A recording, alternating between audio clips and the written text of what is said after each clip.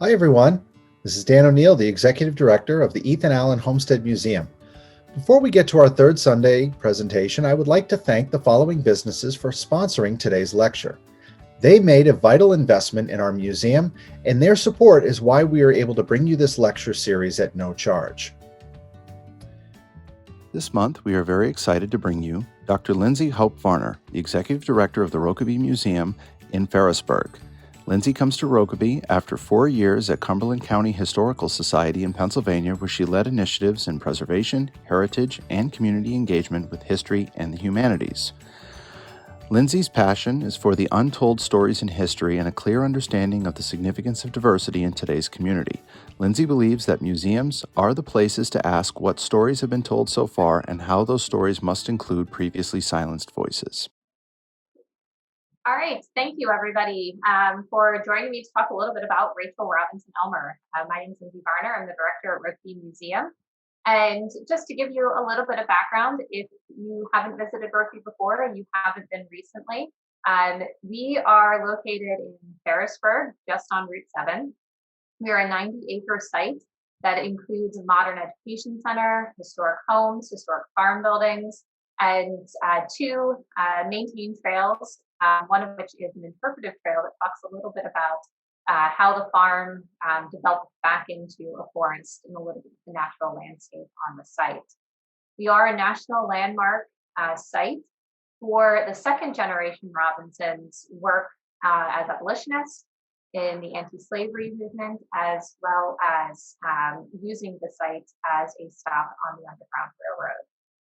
And our permanent exhibit, Free and Safe, the Underground Railroad in Vermont, explores the family's abolitionist movement roots, as well as the Underground Railroad within the whole of the state and the ties of the family to some major abolitionists across the United States.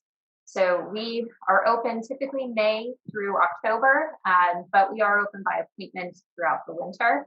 So we encourage you to come out and have a look at the site. So before we get to Rachael, who I'm going to be talking about today, I want to go through the 4 generations who lived at Rokeby. Rokeby has had a Robinson on its site since 1796. There have been 4 generations who have lived on the site, and the first were Thomas and Gemma Robinson, who came from Rhode Island, settled in Vermont, and purchased what we now call Rokeby from the Dakin family. Thomas Robinson was one of the first to bring in merino sheep to Vermont and became incredibly successful in sheep farming very early in the 19th century. By 1815, they had made enough money that they put an addition onto the farmhouse.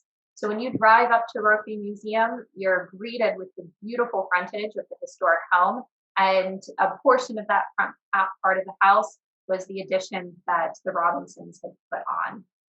The family were Quakers, and when you go through the house, and we're hoping to resume inside tours of the house later on this year, you'll see that the house has those beautiful high ceilings, very much reminiscent of the 19th century and Victorian homes.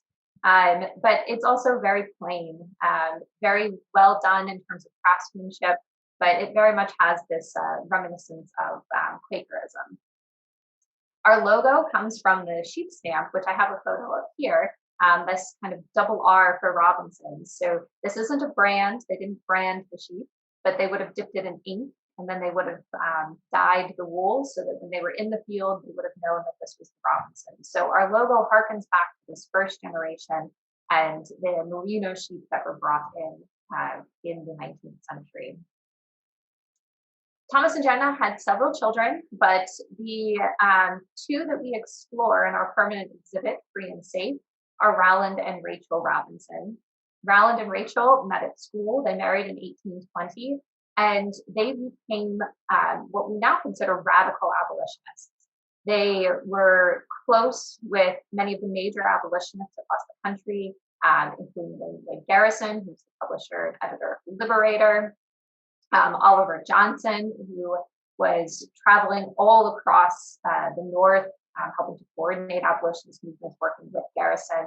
And they spent a lot of their time fighting for the immediate abolition of slavery in the United States. And this is where our national landmark status comes from. Our collection contains numerous newspapers and books and periodicals that focus on the abolitionist movement and the anti-slavery movement. The Robinsons created a lending library to educate other Vermonters on the abolitionist movement. They helped to coordinate the Great Convention in Ferrisburg, where Frederick Douglass came to speak during his New England speaking tour. And their story is told throughout our site. And one of the amazing things about the exhibit Free and Safe is that we've been able to trace several freedom seekers that they worked with to Rokeby and are able to tell their stories. So when you walk through the exhibit, you hear the story of enslavement and abolition through the eyes of Simon and Jesse, who are two freedom seekers the Robinsons brought to Rokeby and stayed at Rokeby for a period of time before moving on. Rowland and Rachel had 3 children, and one of the most well-known of those 3 children is Rowland Evans Robinson and his wife Anna, who lived at Rokeby. Rowland is well known for his literature. He became a very well-known author both within Vermont, but also across the United States in the 19th century. He was writing about Vermont life. He wrote novels, he wrote about history.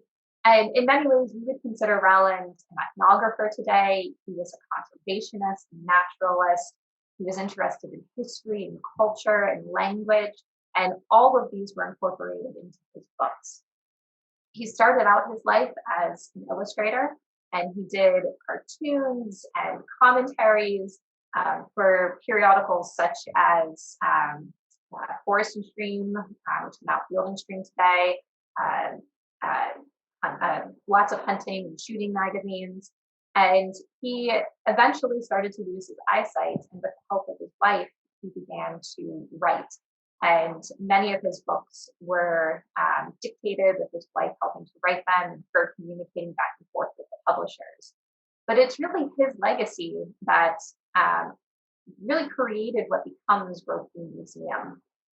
His children decide that they want to memorialize his contribution to Vermont literature and culture, and they begin to gather a lot of his drawings, writings, and it becomes the beginnings of what Rokeby Museum is eventually founded on.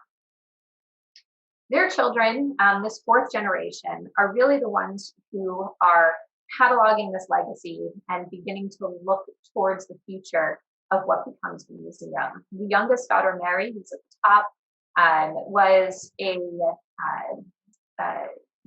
talented in art. She took after her mother. Anna was incredibly talented, particularly when it came to her naturalist drawings. And Mary very much took after her. And she started to make a career out of publishing botanical paintings, often for identification books. The eldest daughter is Rachel, who I'm going to talk about today, who became a commercial illustrator in New York City. And then the middle child was Rowland, who married Elizabeth Donnelly Robinson, and they stayed at Rokeby. They navigated this kind of shift in agriculture in Vermont. As you start to see a decline in population, a decline in agriculture, you see Raleigh and Elizabeth really moving Rokeby into this next stage and diversifying dairy, working more within the orchard, and even opening the home to tourists as the tourism industry really starts to take off in the 20th century.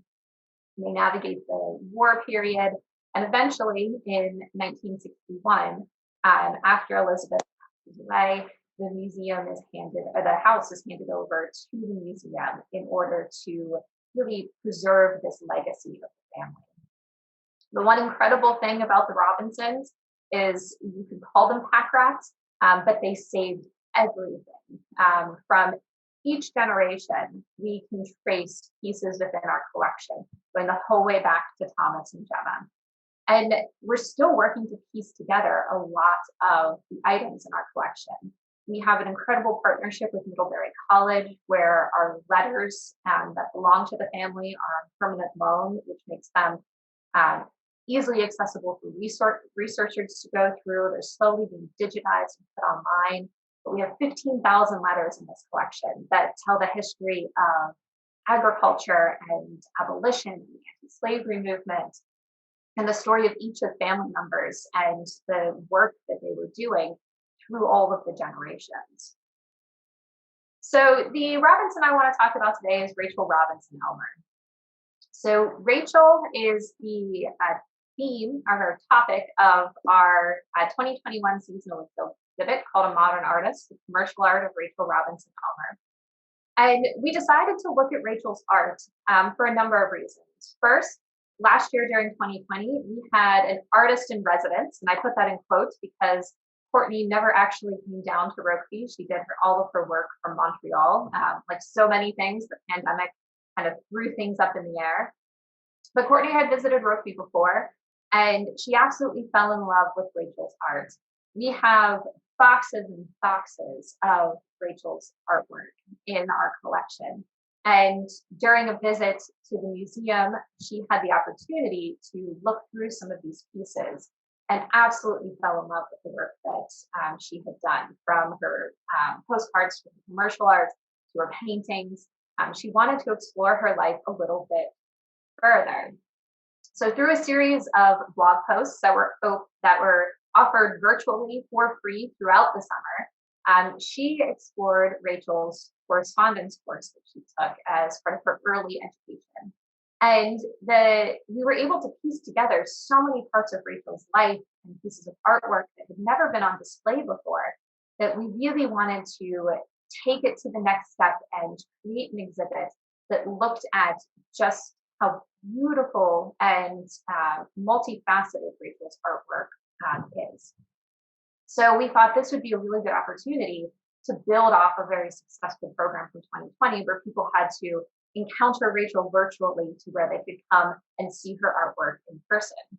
And then the second reason is I had started in September, and I really wanted to get to know the Robinsons. And I thought, what better way to get to know our collection, to really dig into a topic and to really start to understand members of the Robinson family than to have an exhibit that I have to go in and research a family member and just spend all winter really getting to know Rachael and falling in love with her artwork and with her writing, through her letters to her mother and to her sister. And this was a great opportunity for me to start to get to know the family, especially as somebody coming from outside of Vermont and knowing the history of the family, but not knowing them closely. As a historian, I really enjoy getting to know family members closely through their writings and by researching them. So this was a great opportunity for me as well. So Rachael was really introduced to art from a very young age. I had mentioned earlier her parents, Morel and Evans Robinson and Anna Stevens Robinson, and both of them were equally talented and artistic. Rowland started out as an artist.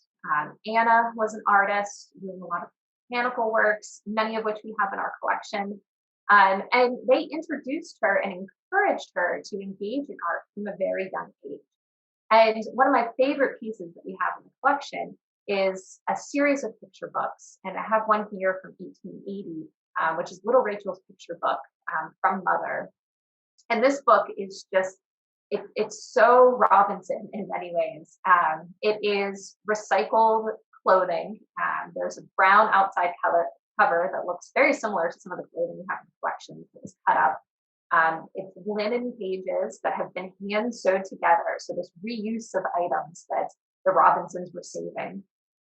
And then pasted onto the linen pages are pen and ink drawings that were clipped from newspapers and magazines, and they're pictures of bunnies, as you see here, of horses, of landscapes and people. And you start to see this kind of late 19th century illustration history in these little picture books that Rachael starts to copy through her education. And this drawing that we have on the left-hand side of Anna Stevens Robinson is an early sketch that Rachael did of her mother. that is very reminiscent of the illustrations that were being published and were clipped into her little picture book. So we start to see the influence of her parents starting to creep into her education as well. And along with this, Rachel begins to show this talent, and her father creates a little sketchbook for her. She's showing talent as an artist. And so in 1891, her parents enroll her in a correspondence art course with known art critic Ernest Knopf. And she begins to send drawings back and forth between Knopf. And he will essentially give her an assignment. She would do it. She would mail it to him. He would give feedback and then mail it back to Rachel with the next assignment. And she does this for a number of years, from 1891 to 95. She's corresponding with Knopf and taking this art course. And one of the really cool things that we were able to do last year as part of Courtney's Artist in Residence was start to pair up pieces in our collection with some of the letters that we have in Goddard College. And our education intern and Courtney were working closely together, and they found this incredible sketch that Rachel had done for the course with Knopf writing his corrections in it. And just looking at the sketch, the corrections make no sense whatsoever. There's a block with some lettering on it, and you can kind of guess that he's kind of playing with this idea of shades and depth. But when you pair it together with the letter from October 4th, 1892, you can really get an understanding of what Knopf was trying to teach Rachel. And the really interesting thing is Courtney notes in her blog post that this style of teaching is very similar to ways that she was being taught, that are being taught today in art school, of ways of kind of showing how to bring out the best in an artist. So we have this incredible letter that we've been able to pair with this early sketch as Rachel was just learning her craft. And Knopf saw a lot of potential in Rachel's artwork, so much so that he invited her to New York City to his studio in order to train with him for a summer to help further her career. And he felt that she would get a lot more out of meeting with him in person for an intensive course than just communicating back and forth via mail. So Rachel and her mother go to New York City for a summer, and she studies quite intensively with Knopf to really hone in some of her skills prior to going off to Goddard. So soon after she finishes with Knopf in 95, she goes off to Goddard College. And she continues to study art. She's teaching a little bit when she's at Goddard, teaching art courses. And she eventually starts to work commercially, but it takes her a number of years. Knopf is really encouraging her to send her illustrations into publishers. And she's a little hesitant, but she does start to work with her father. And he, at this point in the late 1890s, Rowland is almost completely blind. He's lost his eyesight, but he's still writing, but he can't do his illustrations any longer. So we find Rachel starting to do some illustrations for her father for his books. And one of them is Sam Lovell's Camps. And you can see we have her sketch in the collection for what becomes the cover of the book, as well as the sketch of her father that can be found in a lot of the inside cover page. It's reused and republished in a number of Rowland's books. And so Rachel's early career is very heavily influenced by her parents and their encouragement of her art. And so she goes on to Goddard, and in 1899, she goes to the Art Students League in New York City. And this, again, is another incredible opportunity for us to piece together portions of our collections as we've been going through Rachel's life and trying to put this timeline of her artwork together. And I think that this collection, this piece that we have in the exhibit, is just really It's just a great example of just how serendipitous everything has been, from Courtney's work and piecing together letters and artwork, to myself and my colleagues working in the collection to start to research Rachael. We've been able just to piece together so many of these different artworks, from this beautiful plaster cast to the drawing of that plaster cast as part of her education. And one of my favorite things that we found this winter, I was going through the collection. I found a folder of letters in the archive that were marked undated to Rachael Robinson, RER. And the first letter in the folder was on Art Student League letterhead. And it was very clearly from Rachael to her father. And it's very likely, even though this is an undated letter, that it was 1899, because Rachael dies in 1900 and Rachael is back in Ferrisburg for most of his illness.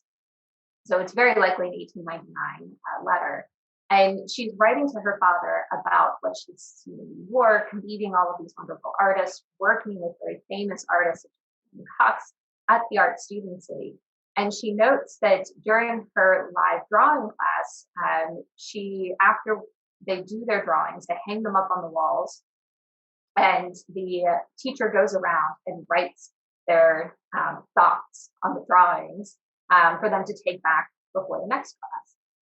And she writes that on one of the live drawing sketches that she did, that Mr. Cox gave me the same criticism as last time: too fat and round and wobbly. I know what to work for now: strength and simplicity. So I read this letter in the morning and I thought, wow, what a beautiful quote into kind of her educational experience. And later that afternoon, I was going through the art boxes, finding some pieces for this exhibit, and opening the very first box. Halfway through the items that were inside, I find this large sketch of a woman from the live drawing class. And at the very corner of the sketch, it says soft, round, and wobbly. And I immediately went back to that letter that I had read earlier that morning and was able to piece together this kind of criticism that Cox was giving her to a sketch that we have in our collection. So many of these pieces have just started to come together as we've been doing this research. And we really start to get an idea of Rachael as she was growing as an artist going into the 20th century. So one of the things that Rachael is most known for are her set of postcards, her first set of postcards in particular that she published with the Fallen Company. Our very first seasonal exhibit that we held at Rokeby was a celebration of the 100 years anniversary of the publishing of these postcards. They were beautiful illustrations of scenes of New York. And there's this fantastic quote from 1915 in the New York Tribune that says, "Recently, some interesting cards have been made by Rachael Robinson Elmer. She has gone about the city and sketched some of the beautiful things that she has seen." And there are these absolute gorgeous postcards that show scenes of New York that are almost unlike anything that you would typically see as you were walking through New York, but instantly recognizable.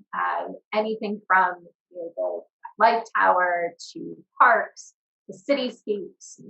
They're just beautiful pieces of artwork that are highly collectible today. And Rachael became very well known for these postcards. The period that she did this is known as the golden age of postcards. And she really gets called out throughout her career for this set of postcards. But she did these kind of in the middle of her commercial career.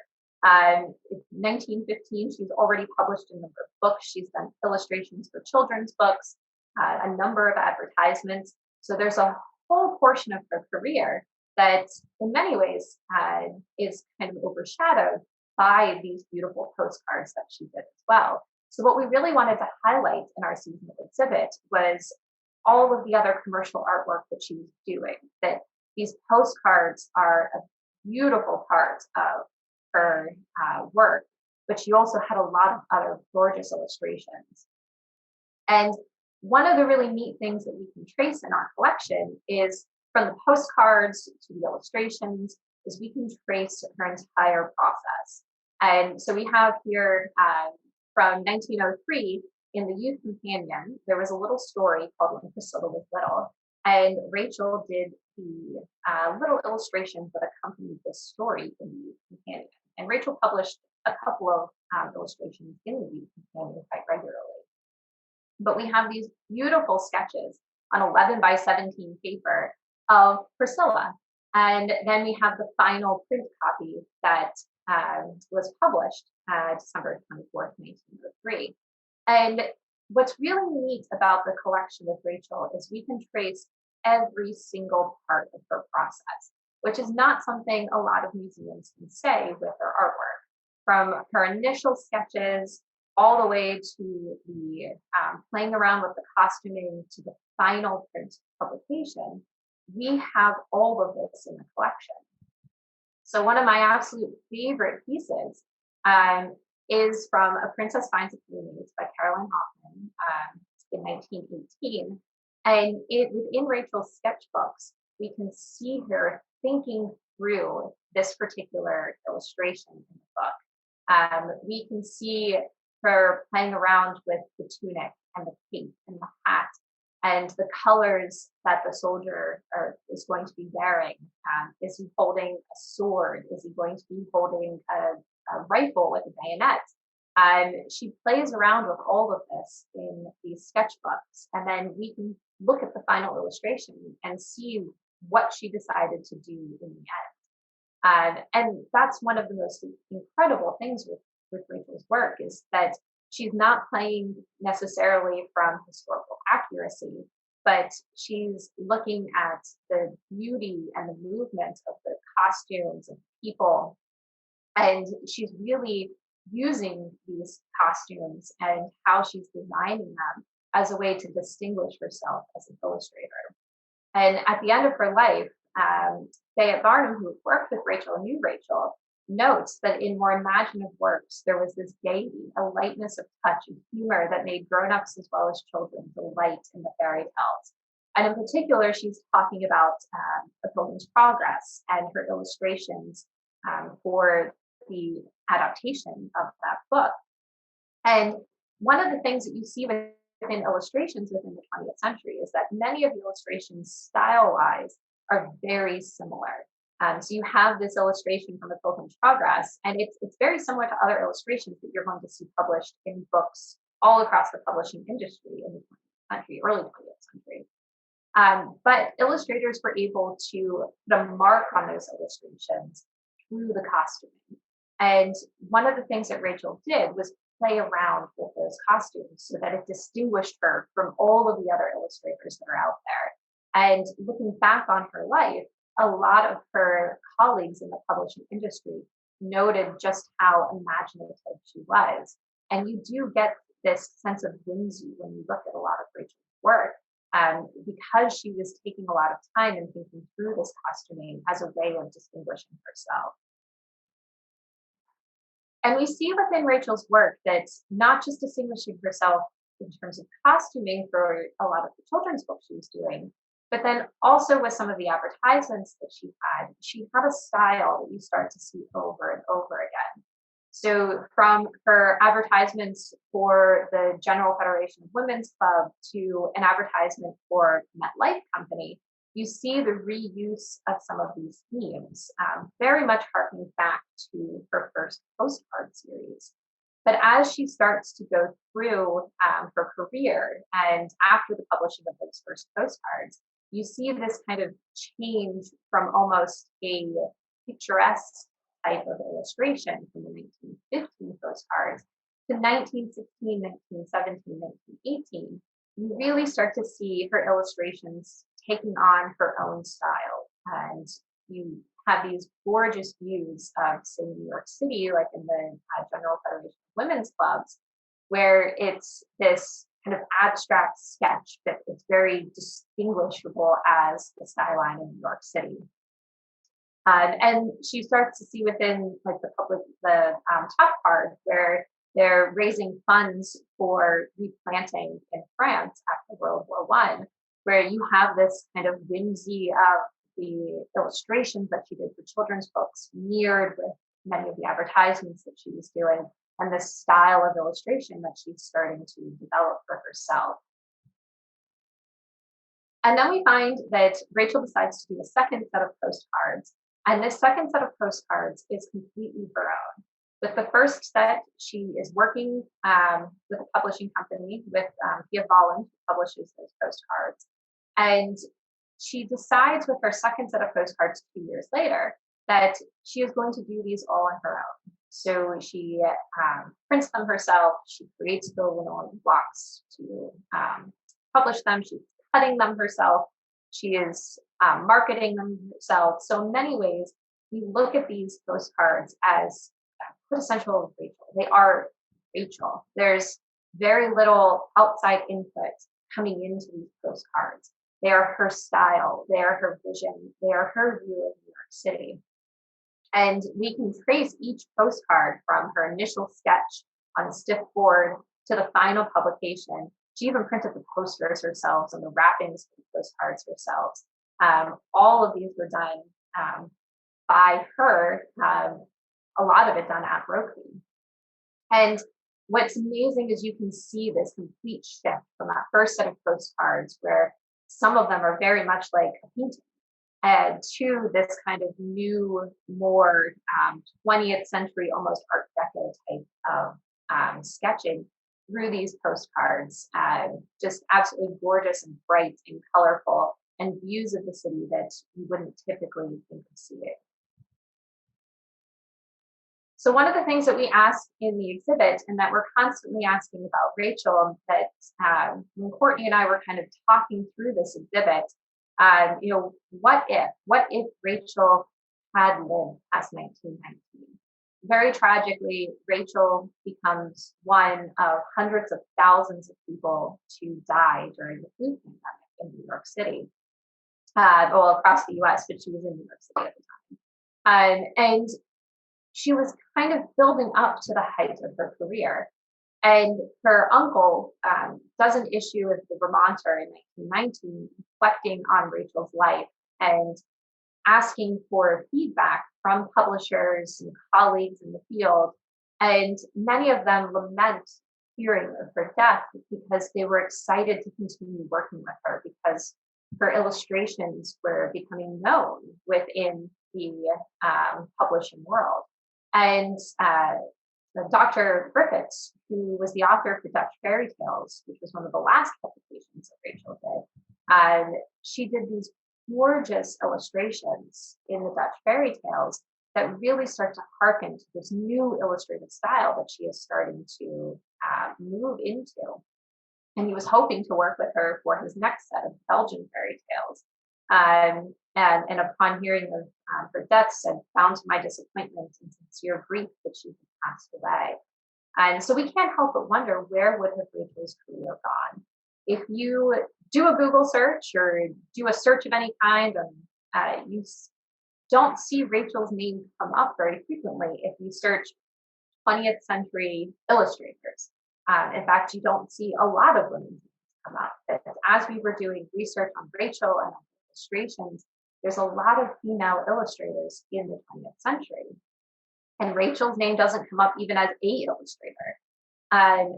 Her postcards are well known, but her illustrations have largely been forgotten. And in some of the books that she published in, she's not even listed as an illustrator. We only know because her name shows up in some of the illustrations after they were published.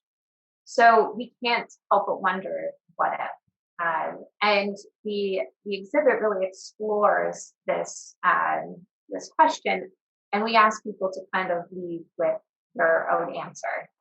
And we give examples throughout the exhibit of these just absolutely imaginative and beautiful pieces of artwork.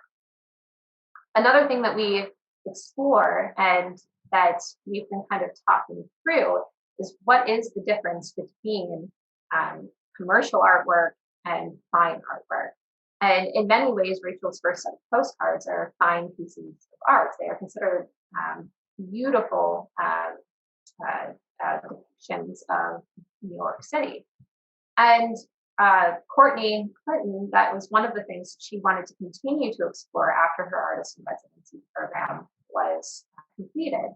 and starting to look at this idea of commercial art also being fine art and where those lines start to blur. And that is one of the things that she's going to be talking about later on this summer, and looking at this kind of melding of lines between Rachel's education in fine arts and her commercial artwork, and just how we can consider much of her publications and her illustrations very much part of this fine art tradition.